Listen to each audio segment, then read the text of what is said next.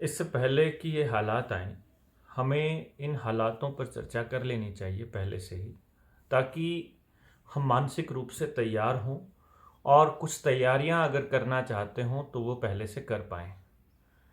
हमारे पूर्वज कहा करते थे, हमारे बुजुर्ग कहा करते थे कि बारिश की तैयारी करने का फ़ायदा बारिश के आने से पहले है। बारिश एक बार शुरू हो गई, मौसम एक बार बारिश का आ गया, उसके बाद आप छतों पर मिट्टी नहीं डाल पाएंगे।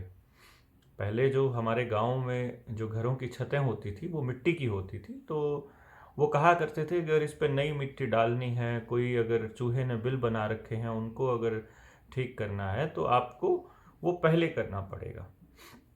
इसी के मद्देनज़र आपको जनवरी या फरवरी में जो नया खेल खेलने वाले हैं ये लोग, उससे अवगत करा दें आपको, और पहले से ही ये आपके दिमाग में हो कि ये होने वाला है। सबसे पहली बात, अगर भाजपा को ये लगता है कि वो इन सारे उप जो ये चुनाव हो रहे हैं पांचों राज्य के, इन पांचों राज्यों के चुनाव में बुरी तरह से हारने वाले हैं और इनकी राज्यसभा की सीटें पूरी नहीं होंगी, मतलब पूरा पूर्ण बहुमत वाला इनके साथ इतनी सीटें नहीं आएंगी, इतने एमएलए नहीं बनेंगे, तो ये महामारी का बहाना बना करके इन चुनावों को स्थगित भी कर सकते हैं। क्योंकि पिछले एक साल से हरियाणा में इन्होंने ये किया हुआ है, एक साल से पंचायतों को अपंग बना के रखा हुआ है। शायद ये ज़मीनों को बेचने के लिए हो रहा हो, शायद ये इसलिए हो रहा हो कि जैसे ही भाजपा समर्थित या जेजेपी के समर्थित अगर कैंडिडेट आते हैं, खड़े होते हैं, तो उनकी जिस तरह से जमानत जब्त होने वाली है, तो शायद उस सिचुएशन से, उस स्थिति से डर कर के इन लोगों ने मतलब अभी तक चुनाव नहीं करवाए हैं और कोर्ट में ये मामला लगातार लंबित है। हर महीने अगले महीने की तारीख इनको मिल जाती है, तो ये अच्छा भी है। इस दौरान जो खेती के कानूनों को वापस करते हुए जो ये किसान आंदोलन चला था, इसमें से कुछ अच्छे लीडर्स निकल करके आएंगे। दूसरा, गांव वालों को भी पता चल गया है कि पैसे के दम पर अगर आप किसी को चुनाव जितवाओगे या कोई आदमी अगर पैसा खर्च करके चुनाव जीतने वाला है, तो वो आने वाले वक्त में आपकी ही ज़मीनों को बेचने वाला है। तो अगर कोई नया नया रिटायर्ड बंदा आया हो और उसने पैसा खर्च करना शुरू किया हो, लोगों की मदद करनी शुरू करी हो, पैसा देना शुरू किया हो, कंबल बांटने शुरू किए हों, तो ये समझ लेना कि वो पैसे की भरपाई, वो उसकी वसूली आप ही से करने वाला है। तो ये भी एक अच्छी बात है कि इस दौरान डिले होने से ये सब चीज़ें आ गई। तो एक साल से उनका पैसा खर्च भी हो रहा है खूब सारा, तो अगले महीने फिर से इसकी तारीख है। आप में से किसी को पता हो तो आप कमेंट बॉक्स में लिख देंगे कि अगले महीने कब है पंचायतों की तारीख, पंचायत के जो चुनाव हैं उसके लिए जो कोर्ट में चल रही है मुकदमा, उसके लिए। दूसरी बात, एक तो ये चुनाव स्थगित हो जाते हैं, अगर यूपी के चुनाव स्थगित हो जाते हैं तो बहुत भयंकर स्थिति में देश आ जाएगा। मैं ये भयंकर स्थिति में क्यों कह रहा हूं, क्योंकि न्यू वर्ल्ड ऑर्डर का मतलब ही ये है। आपको याद हो, पिछले जो प्लान था 2019 से पहले का जो प्लान था नरेंद्र मोदी साहब का, उस प्लान में मोदी साहब ने एक शिगुफा छेड़ा था, एक सुरली छेड़ी थी। उस सुरली में क्या था कि वो ये कह रहे थे कि एक देश एक चुनाव होना चाहिए। उनकी जो आईटी सेल है, उन्होंने ये प्रोपेगेंडा शुरू किया था और फिर उसमें वो धराशायी हो गए, तो उन्होंने उस मुद्दे को छोड़ दिया कि अभी देश इस चीज के लिए तैयार नहीं है। फिर इनके एक सांसद ने राज्यसभा में बिल पेश किया संविधान को बदलने का। वहां भी राज्यसभा के सांसद जो संजय झा हैं, उन्होंने फिर इनकी मट्टी पलीत करी और फिर ये दौड़ गए, मतलब वो बिल जो है वो कैंसिल करना पड़ा। तो फिर वहां भी वो मुंह की खाई और वो भी इनका नाकाम हो गया खेल।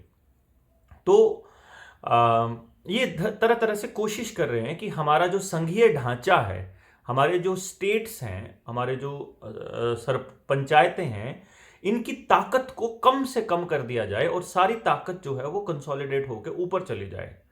और मैं ये समझता हूं, अपना देश में अभी तक ये घर में घुसकर के टीके ठोकने शुरू नहीं किए हैं, आपकी जमीनों पर कब्जे इनके नहीं हुए हैं। उसका एक बहुत बड़ा कारण ये है कि अभी इस वक्त जो है वो किसान आंदोलन भी चल रहा था और हमारे पास दूसरे जो संस्थाएं हैं डेमोक्रेटिक, वो अभी मौजूद हैं। तो उनकी वजह से बचा हुआ है। तो मान लीजिए अगर केवल एक केंद्र की सरकार होती और उसी के पास सारे के सारे अधिकार सुरक्षित होते तो बहुत जल्दी होती ये। और फिर बहुत से लोगों ने देखा कि पूरी दुनिया भर में इसके साइड इफेक्ट आ रहे हैं, जो अमृत प्याला लोग ले रहे हैं, जिसकी दोनों डोज वो ले चुके हैं, अमृत प्याले की दोनों डोज वो ले चुके हैं और उनमें साइड इफेक्ट आ रहे हैं। तो बहुत सी दुनिया ने अपने कॉन्टेक्ट्स का फायदा उठा करके फर्जी सर्टिफिकेट बनवा लिए, भारत के बहुत से लोगों ने मतलब। और एक बड़ा तबका एक बिना मतलब उस डोज को लिए हुए और उसका सर्टिफिकेट लेके बैठा हुआ है। फिर ऊपर से ये आशा वर्कर और जो ये आंगनबाड़ी वर्कर और डॉक्टर, पीएचसी के डॉक्टर हैं, जो ये टीके वाले इन्होंने गैंग बना रखे हैं, इस गैंग को भी कमीशन मिलता है। तो उस कमीशन के चक्कर में इन लोगों ने भी बस आधार कार्ड लिया और सर्टिफिकेट बनाना शुरू कर दिया। कल की आपने खबर देखी होगी, 13 साल की बच्ची का सर्टिफिकेट घर में आ गया बन के। तो अब उनके घर वाले बड़े टेंशन में हैं कि आधार कार्ड तो स्कूल वालों ने ले लिया था, तो स्कूल वालों को भी चिट्ठियां लिख के बताना पड़ेगा कि हमारा आधार कार्ड वापस करो, और उसकी डिटेल्स किसी और को दे दी तो तुम्हें बख्शेंगे नहीं। क्योंकि आधार कार्ड से एक बार यूएचआईडी बनाना इनका टारगेट है, बच्चे इनका टारगेट है। इस चीज को समझ लीजिए और बहुत जल्दी प्रोएक्टिव होकर के आपको स्टेप उठाने पड़ेंगे। तो ये खेल एक तरफ से तो इसलिए अभी तक रुका हुआ है और आपके साथ जबरदस्ती अभी तक इसलिए नहीं हुई है। हालांकि जहां पर बीजेपी की सरकार है और भविष्य में जल्दी में चुनाव नहीं है, वहां सरकारों ने लोगों को जबरदस्ती पकड़ करके उनको टीके लगाने शुरू कर रखे हैं। उसका एक बार नजारा देखिए, वो कैसे पकड़ के आपको टीका लगा रहे हैं।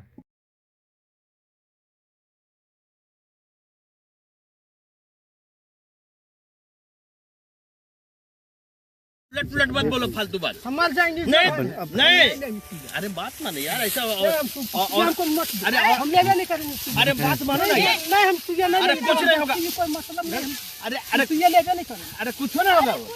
हाँ टूट जाएगा सिरिंज।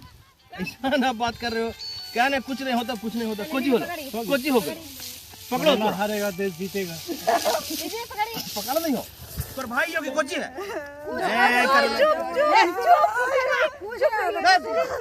पागल नियर करते ही सब, आप भाष नहीं, कुछ नहीं होते तो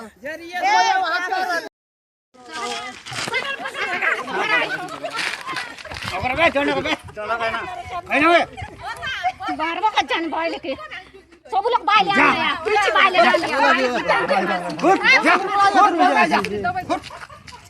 दाखली चालू कसा होई सीट नाट दकाई चालू मत जा जा नाट दका होय असली चली नाट एतर नाट तुम जाने वीडियो होते वीडियो नहीं मर काय मरबे नहीं मर जबरदस्ती एक दाई हम कर्तव्य पालन करता लगा टीका लगाओ दे कोरोना टीका लगाए क्या नहीं तो थोड़ा देर करो पट्टी मार दी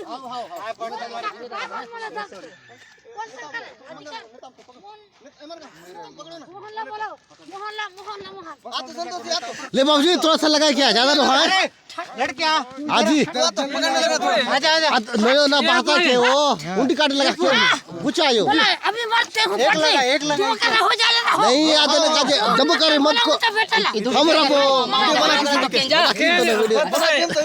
वीडियो बना के नहीं बात आया है आजी आजी बात आया है जरूर ना है नहीं बात आया है नहीं बात कुछ आयो बात आया हो तुम आना रे इधर आ तो अरे लड़की आना रे कुछ आयो तो रखा दे पैसा जोक सकता ने कुछ आयो तो रखा दे कल बोलो उधर नहीं उधर नहीं बेटा लो बोलो मोहल्ला बोलो ए ना जल्दी दवा जल्दी दवा मोहल्ला बोलो वो आ रही है उधर से आ रही है मोहल्ला बोलो मोहल्ला सरकार तो आदेश है लोकल बाकी को सरकार तो मोहल्ला बोलो मर बेटा मोहल्ला बोलो आनी जरा पैसा का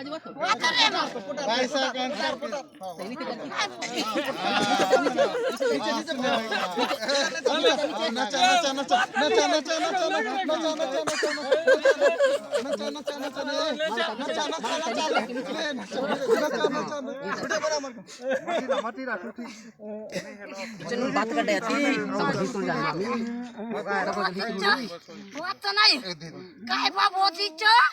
वहाँ क्या आयो बताया आयो ढंग दिखता तो है बात यार। आपने देख लिया किस तरह से जबरदस्ती कर रहे हैं वो हमारे ही लोगों के साथ में। तो कल को ये आपके भी गांव में, आपके शहर में भी ऐसा होने वाला है। इसलिए भी आपका बोलना बहुत ज़्यादा ज़रूरी है कि आप कहीं इस चक्कर में ना रहें कि आप अभी नहीं आने वाले हैं, क्योंकि धीरे धीरे ऐसा ही होता है। राजनीति में क्या होता है कि जो पॉलिटिकल लीडर्स होते हैं या पॉलिटिकल जो गैंग होते हैं, उनको मैं गैंग बोलता हूं, जो पॉलिटिकल पार्टीज हैं, वो गैंग आपको पुश करते हैं। आप थोड़ा पीछे हट जाते हैं, वो थोड़ा और पुश करते हैं, आप थोड़ा पीछे हट जाते हैं, तो वो फिर आपको थोड़ा सा और ज्यादा पुश करते हैं। और जब आप देखते हो कि ये लिमिट क्रॉस कर रहा है तो आप फिर प्रोटेस्ट करते हो। जब प्रोटेस्ट करते हो तो वो रुक जाते हैं, वो वहीं रुक जाते हैं। जब आप वहीं रुक जाते हैं तो फिर आप शांत हो जाते हो। वो थोड़ी देर के बाद, थोड़े दिनों के बाद वो इंतजार करते हैं, और उस इंतजार के बाद वो आपको फिर पुश करते हैं। आप फिर थोड़ा पीछे हट जाते हो, फिर आप पुश करते हैं। शरीफ आदमी बचता है तो वो थोड़ा पीछे हो जाता है। फिर जब आप प्रोटेस्ट करते हो तो वो फिर रुक जाते हैं। उसके बाद वो इंतजार करते हैं आपके शांत होने का। फिर आप शांत हो जाते हो, वो फिर आपको पुश करते हैं। अब फिर इस तरह से क्या होता है, वो धीरे धीरे आपको पुश करता रहता है। और आफ्टर अ लॉन्ग टाइम, जैसे अभी हम पिछले 7 सालों में कितना पीछे आ जाते हैं, हमें खुद मालूम नहीं होता है। हम कितना बर्बाद हो चुके होते हैं, हमें खुद मालूम नहीं होता है। तो ये एक पूरा प्रोपेगेंडा होता है, पॉलिटिकल प्रोपेगेंडा, जिसमें ये आपको पुश करके देखते हैं कि आप बोलोगे कब। हमने अगर पहले ही दिन बोला होता, हमने जिस वक्त इसने बिना सफाई कर्मचारियों की नियुक्ति किए स्वच्छता अभियान लॉन्च किया था, जब सड़कों पर हरे पत्ते फेंक कर ये सफाई करने का ड्रामा कर रहा था, जब ये हमारे ही नोट बंद करके, नोटबंदी से हमारे बैंकों में बाहर खड़ा करके हमें जूत मार रहा था, लठे मारवा रहा था पुलिस वालों से, उसी वक्त अगर हम बोले होते तो इसकी हिम्मत नहीं होती हरामजादे की कि ये अब हम लोगों को जबरदस्ती करता। इसलिए ये चेक करने के लिए ये करते रहते हैं। पॉलिटिकल लोगों का ये प्रोपेगेंडा चलता रहता है। इसलिए बोलना बहुत ज्यादा जरूरी होता है, पहले दिन से बोलना जरूरी होता है अपनी सरकारों के खिलाफ। फिर अभी जो अवेकन इंडिया मूवमेंट ने जो कोर्ट में अपील दायर की थी और जिसके बहुत सकारात्मक परिणाम हमको मिले हैं, कोर्ट ने बाकायदा हेल्थ सेक्रेटरी को ये पूछा है कि आपने किस बिना पर, और ये महाराष्ट्र में हुआ है, तो महाराष्ट्र का अगर हाई कोर्ट में कोई नतीजा आता है तो वो पूरे के पूरे देश के अंदर, अगर उनका कोई वर्डिक्ट आता है, उनका कोई फैसला आता है, तो वो पूरे देश पर लागू होगा। लेकिन तब तक आप सोचिए कि मान लीजिए नीलेश ओझा जी की एप्लीकेशन लगी हुई है और ये जैसे ही ये किसी नतीजे पर पहुंचने वाली पोजीशन पर होने लगे और सरकार को ये लगे कि कोर्ट इस पर स्टे करने वाला है, तो सरकार एक नए वेरिएंट का प्रोपेगेंडा ला करके और तीसरी लहर का प्रोपेगेंडा ला करके 5G के जरिए लोगों को मारना शुरू कर दे और उसके बाद लॉकडाउन लगा दे और कोर्ट को ही बंद कर दे। अगर जैसे कोर्ट पहले बंद हुई थी, जैसे कोर्ट पहले बंद की थी, अगर वैसे ही कोर्ट दोबारा से बंद कर देते हैं और कोर्ट की कार्रवाई को अगर वो रोक देते हैं, क्योंकि इस पूरे के पूरे घटनाक्रम के अंदर जिस तरह से लोगों के संवैधानिक अधिकारों का हनन हो रहा है और उस अधिकारों के हनन में खुद कोर्ट शामिल है, बकायदा इस हनन करने में कोर्ट शामिल है। कोर्ट के वो वाहियात जजेस, ये कोर्ट की अवमानना का मुकदमा हो सकता है मेरे ऊपर, लेकिन मैं कह रहा हूं कि वो जज जो ये कहता है कि आपने टीका नहीं लिया है तो आप कोर्ट में दाखिल नहीं हो सकते, ये डिस्क्रिमिनेशन करने वाला फैसला है, ये असंवैधानिक है, गैर संवैधानिक भी है और अनसाइंटिफिक भी है। जबकि टीका हुए लोग, लिए हुए लोग भी संक्रमण फैलाते हैं एज पर द गवर्नमेंट। हमने तो इसको सिरे से नकार दिया है कि ये पूरा प्रोपेगेंडा है, लेकिन as per the government sir जो इसने टीका ले रखा है वो भी बीमार हो सकता है, उसका भी पॉजिटिव आ सकता है और वो भी संक्रमण फैला सकता है। तो फिर लिए हुए और ना लिए हुए में क्या अंतर हुआ? इसको समझने की बात है। फिर पिछले 2 साल में जिन लोगों ने अमृत प्याले की दोनों डोज ले रखी है और जिन्होंने नहीं लिया है, उनकी जिंदगी को परखने की कोशिश कीजिए। जिन्होंने नहीं लिया है वो आज भी बिंदास हैं, और जिन्होंने ले लिया है उनका जो मानसिक स्तर है, लड़ाई लड़ने का स्तर है, उनके अंदर का जो जोश है, उनकी जो आत्मा है, उनका वो सब कुछ खत्म होता जा रहा है धीरे धीरे, और वो डाउन होते जा रहे हैं। तो इसलिए भी आपको ये समझना पड़ेगा कि ये कितना साइंटिफिक है और कितना सही है, कितना गलत है, और सरकारों की ज़बरदस्ती करना कितना नाजायज़ है। तो जो सबसे बड़ा खतरा है वो बच्चों को लेकर के है, जहाँ पे मैं थोड़ा सेंसिटिव हूँ इस मामले में। तो इस लॉकडाउन में अगर वो लोग कोर्ट के साथ ऐसा करते हैं, खिलवाड़ करते हैं, तो यहाँ हमें सोचने वाली बात होगी, इस पे हमें सोचना होगा। तो फिर दूसरी बात है एक नया प्रोपेगेंडा। जो 2 चीज़ें अभी भविष्य में होने वाली हैं वो ये कि ये अगर इस तरह से एक गेम खेलने लगे, मान लीजिए कि जिन्होंने अमृत प्याला नहीं लिया है उनकी वजह से जिन्होंने अमृत प्याला लिया हुआ है उनमें कोई नया वेरिएंट बन रहा है और वो ज़्यादा खतरनाक है, तो जिन्होंने ले रखा है वो जबरदस्ती उन लोगों को पकड़वा करके नहीं लगवाएंगे क्या? तो ये समाज के अंदर एक दूसरे का गला घोंटने वाली जो प्रवृत्ति इन लोगों ने पैदा की है, फिर तो ये और बढ़ेगी। इस चीज को समझना है हमें इनके इस प्रोपेगेंडा को हमें कैसे तोड़ना है, इस पे भी अपने को विचार करना होगा। तो अपने आसपास लोगों को जगाइए, पहले से ही बताना शुरू कर दीजिए कि सरकार ऐसा कहने वाली है, उसके बाद उनका वो प्रोपेगेंडा फेल हो जाएगा। कुछ लोग समझते नहीं हैं, जैसे मेरे पास बहुत से लोगों के मैसेजेस ये आते हैं कि सर कोई समझने को तैयार नहीं होता। तो कोई भी बड़ी चीज़ है वो एकदम उसका पौधा तैयार नहीं होता है, तो आप उनके दिमाग में बीज डालते रहिए, कोई बात नहीं, आएगा समझ, बहुत जल्दी आएगा। जब सब कुछ हो चुका होगा या होने लगेगा तब आ जाएगा, चिंता मत करिए। तो घबराने की ज़रूरत नहीं है आपको कि ये लोग नहीं समझ रहे हैं तो हमें क्या करना है, कुछ नहीं करना है, बस आप बोलते रहिए। तो जिन लोगों को नहीं समझ में आ रहा है वो थोड़े टाइम के बाद देख लेंगे, अपने आप कंपैरिजन कर लेंगे। तो एक बड़ी जो संख्या है वो उन लोगों की होनी चाहिए जिन्होंने अभी नहीं लिया है। तो सर्टिफिकेट हमारा भाईचारा, हमारा जुगाड़, हमारा सामाजिक तंत्र अभी बचा हुआ है, और जिसकी बदौलत उस जुगाड़ के कारण लोगों ऐसी संख्या बहुत लोगों की है जिन्होंने लिया हुआ नहीं है लेकिन सर्टिफिकेट बनवा लिए हैं और वो अभी फिलहाल काम चला रहे हैं।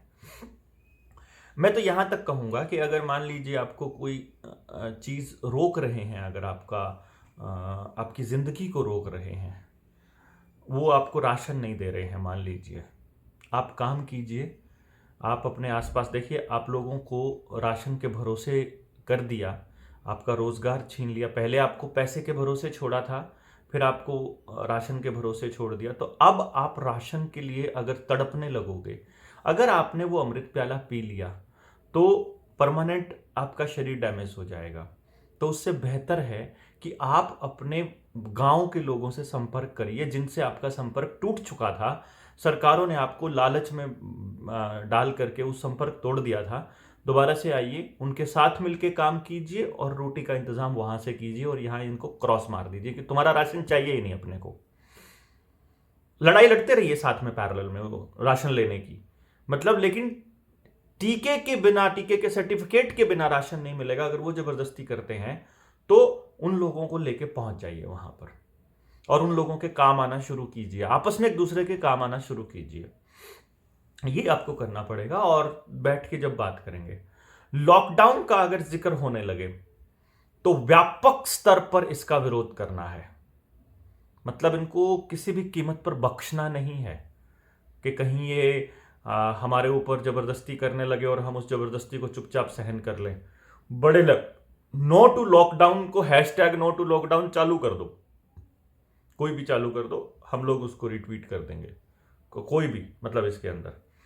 और सामाजिक बहिष्कार अगर इस डोज के दम पर करवाना चाहते हैं तो यकीनन ये नहीं होने वाला है दोस्तों, क्योंकि पूरी दुनिया के अंदर इतने गजब विरोध हो रहे हैं कि आपका दिल खुश हो जाएगा कि पूरी दुनिया के लोग, योद्धा लोग लड़ रहे हैं। हाँ, हमारे देश के थोड़े से लोग अभी रुके हुए हैं, वो शायद अभी मीडिया को छोड़ नहीं पाए हैं, और जो लोग जागे हुए हैं वो लोग हमारी तरह घरों में ही बैठे बैठे क्रांति करना चाहते हैं। उनको सड़क पर उतरना पड़ेगा, मतलब आप लोगों के बीच जाना पड़ेगा, लोगों से बात करनी पड़ेगी, और मुझे लगता है कि यकीनन हम लोग इसमें कामयाब तो होंगे। देखने वाली बात ये होगी कि कब तक होंगे, मतलब हम लोग कब ऐसा लगेगा हमको कि अब हमारी लड़ाई सही रास्ते पर है। नेक्स्ट जो आपको करना है वो ये करना है कि अभी बड़े लेवल पर मीटिंग्स करने का टाइम आ गया है। तो मैं ये समझता हूँ कि अपने अपने डिस्ट्रिक्ट लेवल पर ऐसे लोग जो बोल रहे हैं इस मुद्दे पर, उनके संगठनों से मिलना शुरू कीजिए। आपकी विचारधारा इवन अगर उस संगठन की विचारधारा से नहीं मिलती है तो भी मिलिए आप उनसे, क्योंकि हम इस मुद्दे पर इकट्ठा होंगे, और किसी मुद्दे पर हमारी विचारधारा डिफरेंट है तो कोई बात नहीं। तो इस मुद्दे पर हम एक दूसरे का साथ देना चाहते हैं तो आप उनका साथ लीजिए और उनका साथ दीजिए। दूसरे मुद्दों पर हम तब लड़ाई तब देख लेंगे, लेकिन फिलहाल के लिए समय की ज़रूरत है, मानवता को बचाने के लिए ज़रूरी है। तो अपने डिस्ट्रिक्ट वाइज, अपने गांव में, अपने ब्लॉक वाइज मीटिंग्स करना शुरू कीजिए। स्टेट लेवल की भी कॉल आएगी और नेशनल लेवल की भी कॉल आएगी। बहुत ज़्यादा दिन नहीं है कि लोग इनको बर्दाश्त करते रहेंगे, इनको भी ये बात मालूम है, इसलिए जल्दी से जल्दी लॉकडाउन लगा करके फिर से लोगों को घरों में कैद करना चाहते हैं। पर अब की बार मुझे लगता नहीं है कि ये कामयाब हो पाएंगे। इन्होंने मास्क को सख्ताई करने की कोशिश की है, कहीं पर भी सख्ताई नहीं हुई है, कोई सीरियसली नहीं ले रहा है। जैसे ट्रैफिक नियमों के चालानों के केस में होता है, टारगेट दे रखे होते हैं, ऐसे ही अधिकारियों को टारगेट मिले हुए हैं कि दिन में इतने चालान करके इतना पैसा इकट्ठा करना है, और कोई पर्पस नहीं है। मतलब पर्पस एक्चुअली लोगों के स्वास्थ्य से नहीं से जुड़ा हुआ नहीं है। मकसद न्यू वर्ल्ड ऑर्डर है, वो आपको मालूम ही है। आपके सारे रिसोर्सेज पर कब्जा, आपके खाने पर कब्जा, पानी पर कब्जा, ज़मीन पर कब्जा, आपके घरों पर कब्जा, यहाँ तक कि आपके दिमागों पर भी कब्जा। तो वो मैं आपकी वो प्लैंडेमिक का पोस्टमार्टम करके वीडियो जो नीचे है यूट्यूब के ऊपर, उसमें मैं दे ही चुका हूँ उसका पूरा डिस्क्रिप्शन और पूरा उसका कारण। आपको भी इस लड़ाई के अंदर इस पूरी मुहिम का एक हिस्सा बनना ही पड़ेगा, एक दिन बनना ही पड़ेगा। तो आप तब तक अगर अभी घरों से बाहर नहीं निकल सकते तो रिसर्च कीजिए। आप रिसर्च करके और इन चीज़ों की डिटेल में जा करके, जिसको भी समझ में ना आए वो प्लैंडेमिक का पोस्टमार्टम भेज दीजिए, एक वो कपिल बजाज वाली वीडियो है वो भेज दीजिए, और एक प्लैंडेमिक का एंड गेम, ये हेडिंग है। मतलब 3 ये वीडियोस हैं जो आप उनको बता देंगे कि ये क्या खेल चल रहा है। बाकी इस दिशा में प्रयास हमारे जहाँ पर हम कर सकते हैं वो कर ही रहे हैं, लगातार लोगों से मिल ही रहे हैं, और लोग जागरूक हो भी रहे हैं, इकट्ठे भी हो रहे हैं, ताकत बढ़ रही है रोज़। तो मैं नहीं समझता कि हम कहीं पीछे हैं, मैं समझता हूँ कि हम लगातार आगे बढ़ रहे हैं। सरकार लगातार बैकफुट पे जा रही है। ये चुनाव क्या कहते हैं, बाकी अरविंद केजरीवाल की रैलियों को देख के अब लग रहा है कि दिल्ली में मास्क का चालान नहीं करेगा ये। और चन्नी साहब ने, कांग्रेस का जो चन्नी सीएम है पंजाब का, उसने सेकंड डोज लेते हुए फ़ोटो खिंचवाया है, लोगों को कहा है ले लो भाई, ज़बरदस्ती नहीं कर पा रहा क्योंकि चुनाव है। तो इस खेल को भी समझना है आपको, दोनों तरफ की चलती है। बाकी पता नहीं हम लोग इतना कैसे समझ पाएंगे, जितना बड़ा षड्यंत्र होता है, होता कुछ और है, आपको बताया कुछ और जाता है, आपको समझ में कुछ और आता है और हो कुछ और जाता है। तो हम कोशिश करते रहेंगे आपको ये चीज़ समझाने की, धीरे धीरे लगे ही हुए हैं अपने लेवल पे। बाकी तो क्या कह सकते हैं।